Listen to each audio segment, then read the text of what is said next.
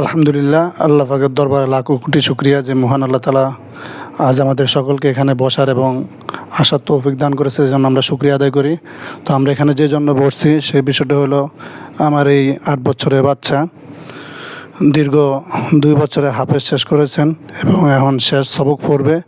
আমরা সকলে তার জন্য দোয়া করব, সেই জন্য যোগ্য আলেম হিসাবে আল্লাহ তাআলা কবুল করেন, আমিন।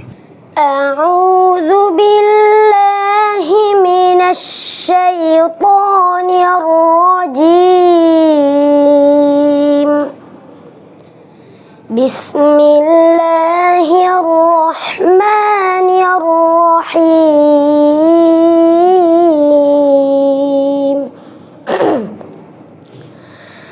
قل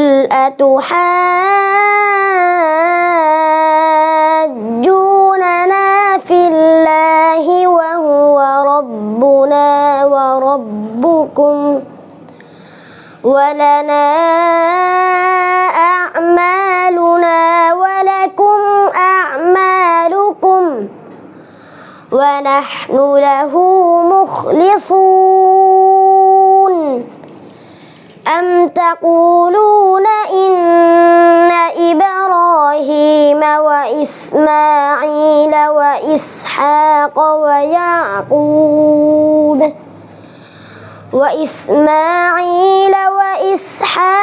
ويعقوب والأسباط كانوا هودا أو نصارى؟ قل أأنتم أعلم أم الله؟ ومن أظلم ممن كتم شهادة عنده من الله وما الله بغافل عما تعملون. تلك أمة قد خلت لها ما كسبت ولكم ما كسبتم ولا تسألون عما كانوا يعملون. صدق الله مولانا العظيم.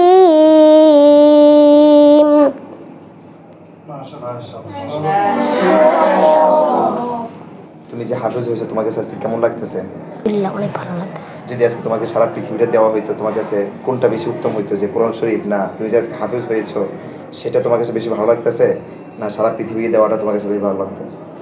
আজকে যে হাফেজ হয়েছে এটা বেশি ভালো লাগতেছে, আলহামদুলিল্লাহ। মাশাআল্লাহ।